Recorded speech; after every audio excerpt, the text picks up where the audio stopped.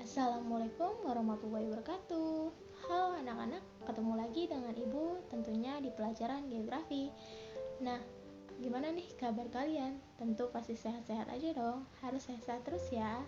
Keep stay healthy dan jangan kemana-mana karena kondisi pada saat ini masih belum membaik. Oke, tapi walaupun dalam kondisi ini kalian harus tetap semangat belajar tentu. Oke. Nah, pada kesempatan kali ini Ibu akan membawakan materi tentang persebaran flora dan fauna di dunia maupun di Indonesia. Nah, sebelum itu Ibu harap pada saat kalian melihat video ini dan tentunya pada waktu mata pelajaran Ibu dimulai, jangan lupa memberikan komentar di kolom komentar dengan format nama, nomor absen, dan bilang hadir. Oke? Nah, baik, kita akan mulai materinya. Jadi, materi pertama pada kali ini adalah persebaran flora dan fauna di dunia dan di Indonesia. Ada 4 poin yang akan Ibu sampaikan. Sebelum itu, ada pun indikator pembelajaran ini agar kalian dapat mengidentifikasi tentang hewan-hewan yang tersebar di dunia dan di Indonesia, serta bagaimana faktor-faktor yang mempengaruhi dari persebaran flora dan fauna tersebut. Jadi, terdapat 4 poin yang tadi Ibu sebutkan. Yang pertama, karakteristik bioma di dunia. Yang kedua, faktor-faktor yang mempengaruhi persebaran flora dan fauna. Dan yang ketiga yaitu persebaran flora dan fauna di dunia. Dan yang terakhir yaitu persebaran flora dan fauna di Indonesia. Lanjut ke materi yang pertama ya, atau poin pertama, karakteristik bioma di dunia. Bioma itu apa sih? Bioma merupakan daerah yang luas dengan ciri-ciri yang khas. Jadi, bioma merupakan suatu ekosistem dengan daerah yang luas dengan mencakup flora fauna yang khas. Terdapat 4 bioma di dunia. Yang pertama, hutan. Yang kedua, kutub. Yang ketiga, Sahara. Dan yang terakhir adalah sabana. Selanjutnya, yang poin kedua yaitu faktor-faktor yang mempengaruhi persebaran flora dan fauna. Yang pertama yaitu iklim. Iklim adalah kondisi cuaca yang dalam waktu yang sangat lama dengan daerah yang cukup luas, sangat luas. Mengapa iklim menjadi faktor yang sangat mempengaruhi persebaran flora dan fauna di dunia atau di Indonesia? Karena setiap daerah memiliki iklim yang berbeda-beda, sehingga itu sangat mempengaruhi persebaran flora dan fauna. Adapun unsur-unsur iklim ada 4, yaitu suhu, kelembapan udara, curah hujan, dan yang terakhir yaitu sinar matahari. Fisiografi adalah faktor lingkungan yang mempengaruhi kondisi sebuah habitat serta distribusi tumbuhan dan hewan. Faktor ini dipengaruhi oleh topografi atau bentuk permukaan tanah seperti kemiringan, ketinggian, tingkat erosi, dan sebagainya. Di mana di setiap wilayah topografinya satu sama lain berbeda. Tidak ada yang sama ya, maksudnya ada yang sama tapi berbagai macam. Jadi di setiap topografi yang berbeda-beda tersebut berbeda-beda juga curah hujan dan sinar mataharinya, sehingga itu menyebabkan perbedaan atau persebaran flora dan fauna yang sesuai dengan iklim habitatnya. Yang ketiga yaitu edafik. Edafik adalah faktor yang bergantung pada keadaan tanah berupa kandungan air, kandungan udara, dan organisme yang hidup di dalamnya. Jadi, edafik ini berhubungan dengan tanah. Seperti yang kalian tahu, tanah adalah media di mana tumbuhan tumbuh, dan semakin suburnya tanah, maka tumbuhan akan semakin tumbuh dengan banyak dan beraneka macam ragamnya. Yang keempat yaitu biotik. Biotik adalah komponen yang ada di dalam ekosistem, yaitu ekosistem makhluk hidup. Terdapat 3 komponen biotik.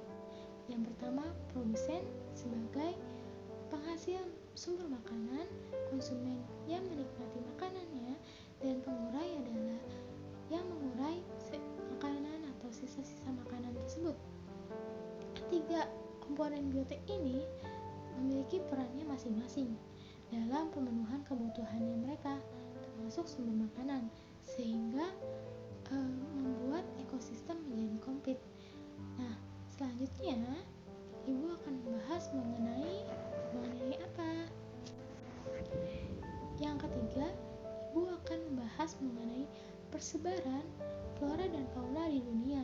Persebaran flora dan fauna di dunia dipengaruhi oleh bioma yang ada di dunia. Ayo, ingat tidak? 4 bioma yang ada di dunia. Yaps, ada gurun, ada hutan, ada Sahara dan sabana. Oh ya, ada kutub. Gurun itu Sahara ya. Maaf, Ibu salah. Oke, selanjutnya zona iklim atau bioma itu terbagi karena persebaran flora dan fauna itu berbeda-beda daerahnya dan terbagi menjadi beberapa zona. Zona-zona apa itu?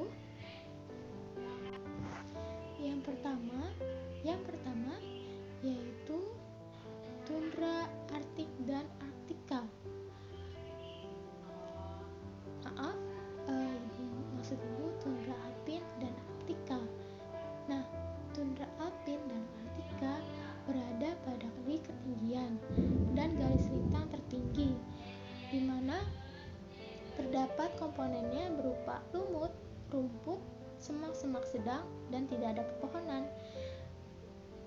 Zona alpin itu bisa dicirikan berada di kutub seperti kutub utara dan kutub selatan, sedangkan zona Arktika bisa kita temukan di pegunungan yang memiliki ketinggian yang di atas rata-rata sampai di mana suhunya terlalu tinggi, jadi hutan atau tumbuhan hutan tidak dapat tumbuh di atas atau di daerah tersebut.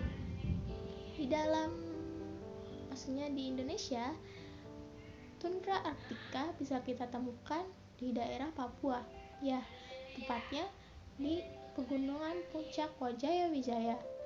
Selain itu, tundra alpin dan Arktika ini merupakan zona yang sangatlah berbeda karena dimana daerah ini sangatlah dingin sampai sinar matahari pun dapat tidak muncul selama 9 bulan. Yang kedua yaitu taiga atau hutan boreal, merupakan zona yang dimana dicirikan dengan tumbuhan kornivera atau berdaun jarum, atau bisa disebut juga dengan pinus. Contoh tumbuhannya yaitu cemara. Jadi taiga atau hutan boreal ini dicirikan juga memiliki musim dingin yang sangat panjang dan musim panas yang sangat singkat, di mana daerah taiga ini dapat kita temukan di Siberia Utara, Kanada Tengah, Rusia, dan Jepang bagian utara. Selanjutnya yaitu hutan salawija subtropis. Apa itu hujan salawija subtropis?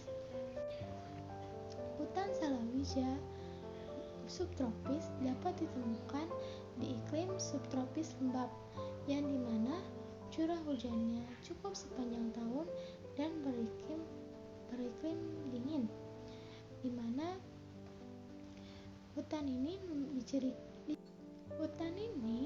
dicirikan memiliki pohon berdaun jarum dan berdaun lebar, di mana ditemukan di beberapa negara, yaitu Amerika Serikat bagian tenggara, Tiongkok Selatan, dan juga Jepang Selatan. Yang selanjutnya yaitu hutan gugur beriklim sedang, di mana hutan ini dapat ditemukan di daerah pesisir dengan iklim yang sejuk dan curah hujan yang rendah. Dan hutan ini dicirikan memiliki musim panasnya sangat panjang sampai 4 atau 6 bulan. Kemudian dicirikan dengan musim hujan yang sangat lebat dengan curah hujan tahunan sekitar 1000 sampai 4000 mm. Selanjutnya ada yaitu padang rumput beriklim sedang. Padang rumput ini ditumbuhi hanya dengan rerumputan karena memiliki musim hujan yang sangat singkat. Di Rusia, padang rumput ini disebut dengan stepa. Padang rumput ini di beberapa banyak tempat sudah dijadikan sebagai tempat budidaya. Dan yang terakhir yaitu gurun dan semi gurun. Gurun atau semi gurun merupakan hamparan padang pasir yang ditandai dengan curah hujan tahunan yang memiliki jumlah yang lebih kecil daripada penguapan air yang dilakukan menuju ke atmosfer, di mana padang pasir ini rata-rata memiliki zona yang kering dan hanya ditumbuhi oleh tumbuhan yang hanya bisa hidup di daerah yang sangat kering. Dan contoh dari padang gurun atau semi gurun ini yaitu gurun pasir dan gurun Gobi yang ada di Asia. Selanjutnya yang keempat atau materi terakhir yaitu persebaran flora dan fauna di Indonesia, di mana Kepulauan Indonesia ini merupakan pertemuan dari dua lempeng benua dan benua Asia dan benua Australia, dan di mana pembagiannya terbagi menjadi beberapa zona untuk flora dan faunanya. Flora fauna yang berada di bagian barat disebut dengan tipe Asiatis, di mana persebaran flora dan fauna tipe Asiatis ini dibatasi oleh garis Wallace, yaitu garis halya utara selatan yang membatasi antara Sulawesi dan Kalimantan serta Lombok dan Bali. Kemudian ada wilayah di bagian timur garis Wallace terdapat wilayah peralihan, yang dimana flora dan fauna ini yang ada di sini memiliki ciri yang sangat mirip dengan flora dan fauna wilayah di Asia dan Australia, sehingga disebut sebagai tipe peralihan. Kemudian ada di bagian timur garis Weber, yang dimana flora dan fauna yang berada di sini disebut dengan tipe Australis karena dicirikan mirip dengan flora dan fauna di wilayah Australia. Oleh karena itu daerah ini disebut dengan Australis. Dan untuk yang tadi di zona peralihan itu dapat dilihat dari daerah Timor, Sulawesi, Sumba, Sumbawa, dan Lombok. Kemudian kita lanjut ke persebaran flora di Indonesia, yang dimana menurut Van Stevin, seorang botani di Belanda, berpendapat bahwa Indonesia memiliki 25.000 tanaman berbunga dan 1.750 tanaman yang tidak berbunga, dan terbagi menjadi 3 kategori, yaitu yang ibu maksud itu 4 kategori zona wilayah. Yang pertama yaitu Sumatera dan Kalimantan, di mana di daerah ini ditumbuhi oleh Rafflesia, anggrek, dan pako-pakuan. Kemudian wilayah Jawa Bali dengan dicirikan tumbuh-tumbuhan yaitu pohon jati, Pinus mercuris, dan cemara. Selanjutnya yaitu daerah timur Nusa Tenggara, Sulawesi, dan Maluku. Flora yang tumbuh di sini adalah pala, cengkeh, dan lontar. Kemudian yang terakhir zona Papua dengan floranya yaitu eukaliptus atau yang kita sebut dengan kayu putih. Selanjutnya persebaran fauna di Indonesia, di mana persebaran flora sama dengan persebaran fauna di Indonesia karena terbagi menjadi beberapa zona, dan fauna persebarannya terbagi menjadi 3 zona. Apa itu? Apa saja? Fauna Indonesia di wilayah bagian barat disebut dengan tipe asiatis dan tersebar di daerah Sumatera, Jawa, Kalimantan, dan Bali. Adapun hewan-hewannya atau fauna yang ada yaitu buaya, gajah, dan ular. Yang kedua, wilayah Indonesia bagian tengah yang disebut dengan tipe peralihan. Adapun daerah-daerahnya meliputi Sulawesi, Nusa Tenggara Timur, dan Kepulauan Maluku, yang dimana hewan-hewannya berupa sapi, anoa, dan biawak. Yang ketiga yaitu wilayah Indonesia bagian timur yang disebut dengan tipe Australis. Daerahnya mencakup Pulau Papua dan sekitarnya, yang dimana hewan-hewannya meliputi kelelawar, wallaby, dan tus-tus. Ya, sekian yang dapat Ibu sampaikan mengenai materi tentang persebaran flora dan fauna di dunia dan di Indonesia. Ibu harap kalian semuanya mengerti.